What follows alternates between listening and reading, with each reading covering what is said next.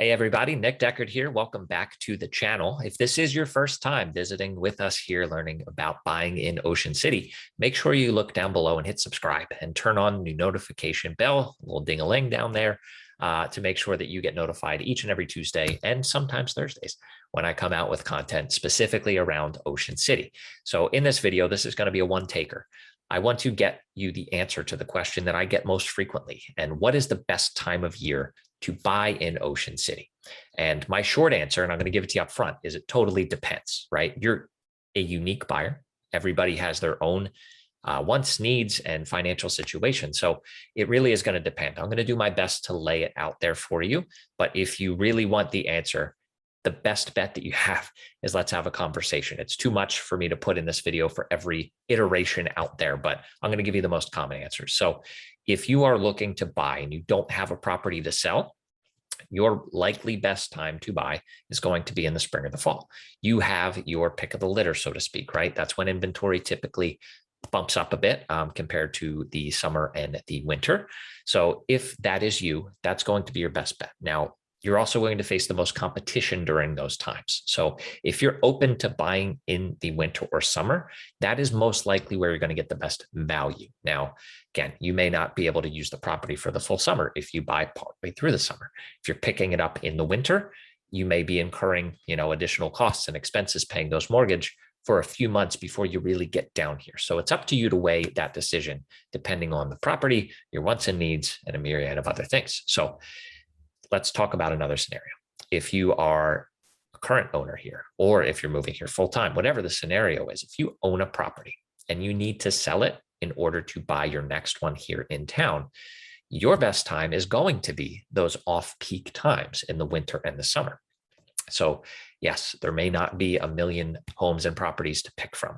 There are going to be some hurdles that you're probably going to have to clear in order to really make a strong and confident decision. And that's why, me or another agent is here to help you. But the main reason why that is going to be the best time for you is from a competition standpoint. If you have a home sale contingency, you are automatically less competitive and less attractive for a seller than any other buyer without that contingency. And if you want to really put the shoe on the other foot, consider yourself, right? If you're selling a property and you're going to go buy something, and that's the case for most people, are you going to view two buyers similarly? Buyer A has a home sale contingency. They cannot close until their home is listed and sold and closes. Or buyer B, who may offer something similar, right? Whether it's price, terms, runs the gamut, but they don't have anything, right? They're less risky. That transaction is more likely to go to close on time. Which would you prefer?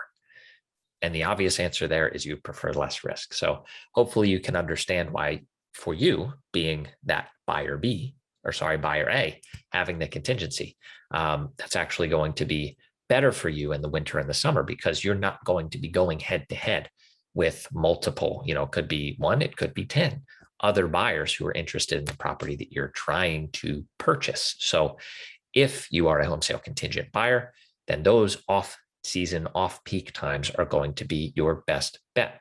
Now, if you are an investor, right, and that's a third bucket, you can kind of lump them in. You could be somewhere in those two, but let's talk about you specifically. If this is a financial-only decision, the other buyers that we've talked about, usually it's not a financial only decision, right? This is a want-based decision. There's a lot of emotions. There's a lot of nostalgia that goes into these choices that people have to make. But for you, this is dollars and cents, right? You may never set foot in this property. Hopefully you do at some point. But if you're an investor, your best bet is any time. There is no specific time of year because you're making a value-based decision. Right? You're going to look at the income potential, the income that's on the books, and the expenses that would be coming from the day you close until whatever your timeline is, right? If this is a short-term buy and hold play, if this is a long-term buy and hold, if this is a flip, whatever your niche is, you're going to have to assess each and every property throughout the year. And you could find a great deal anytime. So in a nutshell, those are the three main categories. And really what it comes down to is every buyer's unique. You have your own set of requirements, your own hurdles that you have to clear. So it really is going to be a personal decision on what the best time to buy is. There is no specific best time to buy.